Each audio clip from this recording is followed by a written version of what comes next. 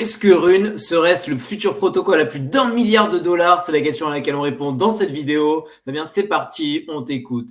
Mais avant ça, n'oublie pas le petit pouce bleu en bas de la vidéo. On s'abonne à la chaîne et surtout, on clique sur le lien dans la description pour accéder au Discord où on partage tous les jours des contenus exclusifs qu'on ne partage pas sur YouTube, les stratégies qu'on met en place, les calls qu'on donne et surtout, les robots que Fabien code et développe à la main et qui permettent d'avoir un avantage technique incroyable sur le marché pour de potentiels plus-values qui sont tout autant.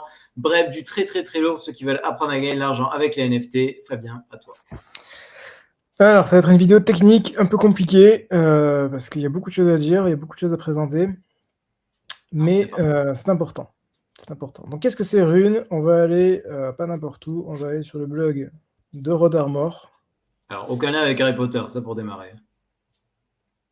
Rod Armor, Harry Potter. Non, mais Rune. Ah oui, non, oui, Rune, aucun lien, oui. Donc, qui est Rod Armor? Rod Armor, c'est le créateur des ordinals, qui sont les inscriptions de Bitcoin. Et c'est lui-même qui veut faire les runes. Donc, c'est lui qui va les créer, c'est lui qui est derrière ça. Et c'est même lui qui veut hard-coder les runes. On y viendra à la fin de la vidéo. Donc, qu'est-ce que c'est Rune à la base? Pour simplifier rapidement, Rune est censé être le remplacement des BRC20. BRC20 était un modèle extrêmement populaire et qui a permis de faire ce qu'on pourrait qualifier de shitcoin sur Bitcoin, c'est-à-dire lancer des tokens sur Bitcoin, ce qui n'était absolument pas le cas à l'époque. Avant ça, il n'y avait absolument aucun autre token hormis Bitcoin, ce qui après d'ailleurs s'est déversé sur les autres blockchains. Mais BRC20, malgré son fonctionnement, n'est pas extrêmement efficace en termes de fonctionnement. C'est-à-dire que ça fait beaucoup de ce qu'on appelle des spam data, ce qui fait que ça congestionne la blockchain, que les gens ne sont pas contents, que les puristes Bitcoin ne sont pas contents, et que les petites personnes au Venezuela et en Argentine et tout en Amérique du Sud, quand elles font des transactions, elles se prennent des frais monstrueux, alors qu'à la base, c'était censé coûter quelques centimes.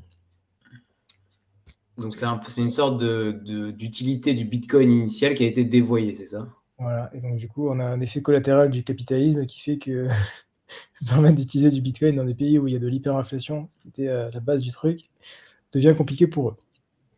Ok, donc c'est collègues malheureux. du Salvador, par exemple, ou des choses comme ça. Comment? Le Salvador, ou des trucs, des pays, particulièrement l'Amérique latine, qui est extrêmement pro-Bitcoin et qui utilise beaucoup pour... Argentine, Venezuela, c'est ça principalement? Ouais, pour ces transactions au jour le jour. Donc voilà, donc ça c'est la base du truc, c'est comment on va faire pour remplacer les BRC20. Les BRC20 qui n'ont pas été inventés par Rod Armor, je sais qu'il y a beaucoup de confusion, les BRC20 ont été inventés par Domo Data et non Rod Armor, qui a mis en place ce concept de JSON pour pouvoir faire les inscriptions. Voilà, donc qu'est-ce qu'il nous dit ici? Il nous dit, ok, BRC20 était très populaire, mais c'était une conséquence indésirable de la prolifération des UTXO. Alors, qu'est-ce qu'un UTXO? On a besoin de comprendre ce qu'est un UTXO avant de continuer. Un UTXO, ça a l'air compliqué, ça n'est pas tant que ça. J'ai mis une petite transaction à côté pour vous faire comprendre. Donc ça, c'est une transaction Bitcoin. C'est un achat, je crois que c'était un achat assez cher. Oui, c'était un achat de 0,1 Bitcoin pour acheter un Quantum 4, en l'occurrence. Et comme on peut le voir sur cette petite image, on a des flux d'entrée ici, et on a des flux de sortie ici. Pourquoi il y a autant de flux? Je sais pas si je suis censé envoyer juste simplement 0,1 Bitcoin. Pourquoi j'envoie autant de petites coupures? Eh bien, c'est très simple. C'est très simple. C'est comme dans la vraie vie, en fait. C'est étonnamment aussi simple que dans la vraie vie. Vous avez un objet à 2 euros. Vous avez un billet de 10. Votre billet de 10, c'est un UTXO. C'est un unspent transaction. Donc, c'est un montant qui n'a pas encore été dépensé. Vous donnez votre billet de 10 à la personne. Qu'est-ce qu'elle vous rend? Elle va vous rendre un billet de 5, une pièce de 2, une pièce de 1. Parce que tu as fait une transaction puisque du coup, ça coûtait 2 euros.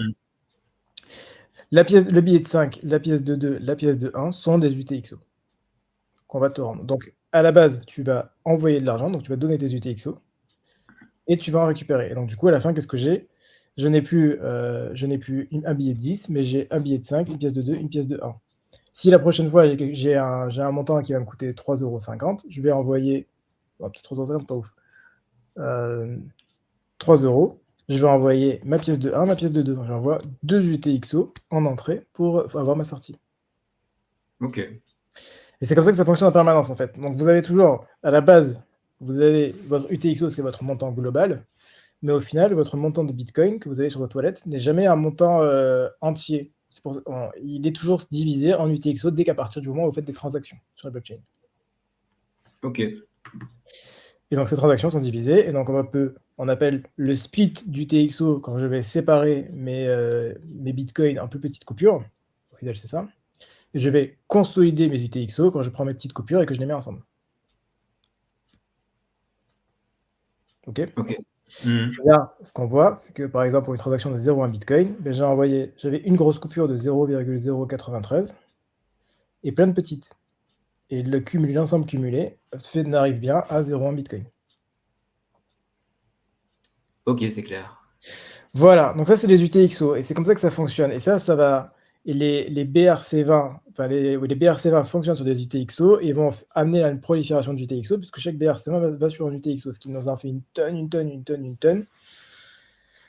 Ce qui amène à ce qu'on appelle du coup les spam transactions, donc des transactions spam, parce qu'on en a de plus en plus partout. Particulièrement étant donné que ce sont des inscriptions de texte qui sont très petites et qui du coup coûtent pas cher à la base. Voilà, ce qu'on appelle du coup les junk UTXO, donc des UTXO fast-food, des trucs pas ouf. Poubelle, plutôt poubelle. Voilà, poubelle. Il compare avec d'autres protocoles, donc BRC20, RGB, Counterparty, OmniLayer. On va pas parler de tout ça. Et tout ça, ça a déjà existé. Il y a plein de problèmes sur chacun d'entre eux. Voilà. Basé sur ce constat, on se dit, ok, on va faire mieux. On va faire Rune. Alors, c'est encore un peu compliqué. Quand vous faites une transaction sur Bitcoin, vous envoyez des Bitcoins à une adresse et vous avez donc du coup en retour, vous avez donc soit votre NFT, soit de l'argent, soit quelque chose. En tout cas, vous avez quelque chose. Et donc ce quelque chose est envoyé via le OP Return. Donc c'est une transaction que vous pouvez voir dans le protocole Ordinals, vous pouvez le voir. Vous avez un OP Return. Vous avez toujours une transaction de retour puisque vous achetez forcément quelque chose. Donc quand vous achetez quelque chose, vous avez un retour avec votre item que vous récupérez. Forcément. Ok. Vu que j'ai un retour, il y a ce qui s'appelle un OP Return, et donc on se dit, ok, mais est-ce qu'on pourrait pas mettre un rune directement à l'intérieur de ce OP Return? Donc du coup, ça veut dire quoi? Ça veut dire que notre rune, il va être on-chain, donc il sera directement inscrit dans le Bitcoin, et vu qu'il est à l'intérieur de quelque chose qui, dans tous les cas, est renvoyé, dans toutes les transactions, c'est forcément renvoyé, bah, du coup, c'est beaucoup plus efficace, parce que du coup, je vais simplement utiliser le moment où on me renvoie quelque chose pour en profiter pour placer un rune à l'intérieur. Voilà. Pour résumer en plus simple, Rune, c'est BRC20 amélioré, plus simple, plus efficace et avec moins de frais. Ok, donc en fait, c'est en train de régler les problèmes qui étaient inhérents à BRC20, c'est ça? Exactement. Donc après, on explique comment ça fonctionne, les ID, donc les symboles, les décimales. Donc on a pas mal de modèles. Enfin, ça, c'est pour construire son Rune. Qu'est-ce qu'on va mettre à l'intérieur? Et comment ça fonctionne? Bien. Donc ça, c'était la partie description du Rune. La Rune arrive normalement en avril, au moment du halving. Ce sera là où les runes sont sorties, mais dès aujourd'hui, vous avez déjà l'accès aux runes en signette, et c'est ce qu'on appelle en pré-alpha. Pour ça, beaucoup de choses. Il vous faut un full node Bitcoin, il vous faut un horde wallet, et du coup, il vous faut connaître pas mal de commandes. Comment ça se passe? Un horde wallet, c'est un wallet, ce n'est pas un wallet Unisat, ou ce n'est pas un wallet Hero, Xverse ou Lever. C'est un wallet sur terminal. Donc c'est quand même beaucoup moins user-friendly, mais ça se fait tout à fait. Et donc, quand on va sur ce wallet, donc là je suis sur le wallet, Horde-help, le wallet s'appelle Horde, d'où le nom. On peut voir qu'effectivement, on voit ici Rune, lister tous les runes. Donc on voit bien que Rune est déjà disponible. On voit bien ici qu'on peut indexer les runes, donc lister les runes, et on a même la petite description. Les runes sont en non fini pré-alpha et sujet à changement à n'importe quel moment. Ok. Voilà, donc on voit bien que les runes sont déjà dispo, mais qui sont sujets qui sont en alpha et qui sont en signette. On peut dès aujourd'hui déjà créer des runes en signette. Donc on a de la même manière que ordinals.com, on a signette.ordinals.com qui est le réseau de test de Bitcoin. Et vous avez même, pour votre culture, vous avez même le réseau de test de la mempool qui s'appelle Signette Mempool Space. Voilà. Du coup, on l'a ici, test network. L'argent n'a pas de valeur. Même si un peu. Non, les pièces n'ont pas de valeur. Voilà. Et donc vous avez, du coup, effectivement, la priorité qui est beaucoup plus faible. Normal, il y a moins de demandes et beaucoup moins de transactions à l'intérieur de chacun des blocs. Par contre, les blocs mettent tout autant de temps pour passer.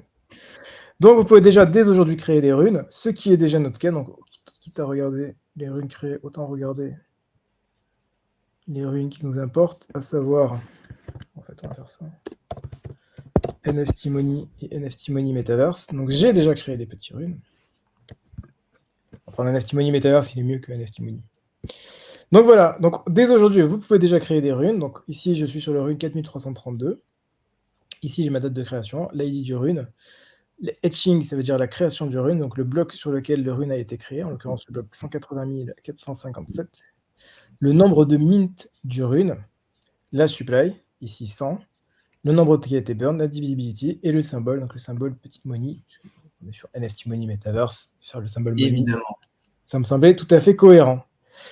Et donc voilà, et donc une fois qu'on a notre rune qui a été créée, qu'est-ce qui se passe derrière? Il va falloir le minter, et donc du coup, il y a des fonctions de mint qui ne sont pas encore sorties à l'heure où on fait cette vidéo, à savoir le 13 février, qui vont permettre de minter la supply qui est disponible ici.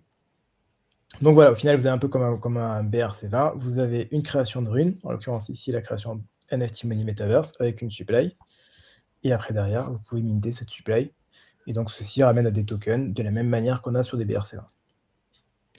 Ok. Voilà, dernière petite chose sur les nouveautés de Rune.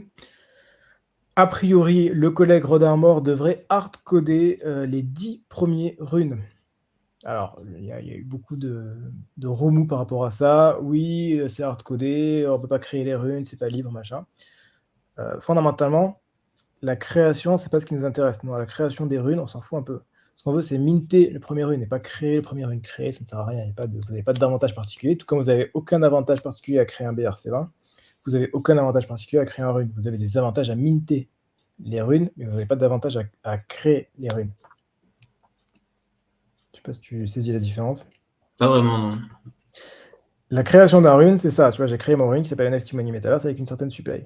Sauf que je l'ai beau avoir créé, j'ai 0% de la supply là. Pour avoir la supply, il faut que je mint mon rune. Il faut que ici, j'ai un mint. Et tu l'as minté déjà ou pas? Je ne peux pas le minter aujourd'hui parce qu'il n'y a pas de commande de mint qui sont encore sorties. On est encore sur du pré-alpha. Ok. Mais c'est le mint qui est intéressant. C'est pas la création. La création, c'est juste de l'ego. C'est juste pour... en fait, la seule intérêt de créer un rune dans les 10 premiers, c'est une pub énorme. Genre, si tu arrives à créer le premier rune et que tu t'appelles NFT Money Metaverse, tout le monde va regarder ton Discord, ton Twitter. Ça va être génial. C'est genre, en termes de pub, c'est incroyable. Mais au-delà de ça, en termes d'argent pur, c'est pas intéressant particulièrement de créer son rune. C'est le mint qui est intéressant. Ah, je vois, ok. Voilà, et dernier point très important, donc du coup, comment ça va se passer pendant le halving, donc en avril, premier jour, première heure, qu'est-ce qui va se passer? Vous avez forcément besoin d'un full node Bitcoin pour pouvoir minter vos premières runes au démarrage en tout cas, puisque du coup les wallets Unisat, Xverse ou n'importe quel autre wallet Bitcoin ne prennent pas en compte encore les runes. Ce sera pris en compte, mais j'imagine que ça sera pris en compte à la première heure, puisque forcément le temps qu'ils développent ça en interne, ça prend un minimum de temps. Et donc, quel est votre seul moyen de passer de minter avant tout le monde? C'est de passer par un full node, de connaître les commandes, de savoir comment ça fonctionne. Tout ça, c'est mis en place en tant que service. Tout ça, c'est mis en place dans le Discord. Vous avez le full node qui est en disponibilité. Vous pouvez y accéder, vous pouvez taper dessus. Vous avez les commandes que je mets à jour pour pouvoir minter, créer les runes. Et donc, du coup, vous avez l'ensemble pour pouvoir faire partie des tout premiers à pouvoir minter, notamment le premier rune. Le premier rune qui devrait avoir une valeur absolument monumentale, puisque c'est toujours le premier qui a le plus de valeur. À titre de comparaison, bien évidemment, on ne sait jamais ce qui va se passer, mais à titre de comparaison, le premier BRC20 s'appelle Ordi. Ordi a atteint 1,2 milliard de market cap. Plutôt correct. Plutôt correct. Sachant que ça mintait par 1000 en plus, donc vous en avez 1000 sur 21 millions.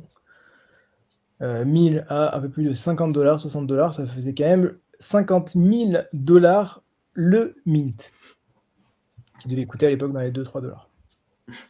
Plutôt correct comme multiple. Mieux que l'immobilier. Petit multiple de 2 fois 25 000. Voilà. Okay. C'est tout pour cette vidéo. Je pense que j'ai été... En tout cas, j'ai essayé d'être structuré. Je sais que c'est pas forcément évident. Dites-nous dans les commentaires si vous avez des questions, parce que j'imagine que vous en avez. C'est assez technique. Dites-nous ce que vous en avez pensé, si vous avez des questions, qu'est-ce que ça vous inspire, si vous êtes chaud pour une. N'oubliez pas le petit pouce bleu en bas de la vidéo, abonnez-vous à la chaîne, cliquez sur le lien dans la description pour accéder au Discord où justement le full node est présent, où tous les membres du Discord y ont bien sûr accès. Bref, du très très très lourd si vous voulez apprendre à gagner de l'argent avec les inscriptions NFT et avec les runes. On se retrouve très bientôt pour une prochaine vidéo. D'ici là, portez-vous bien, faites de l'argent. À la prochaine. Ciao, ciao. À la prochaine.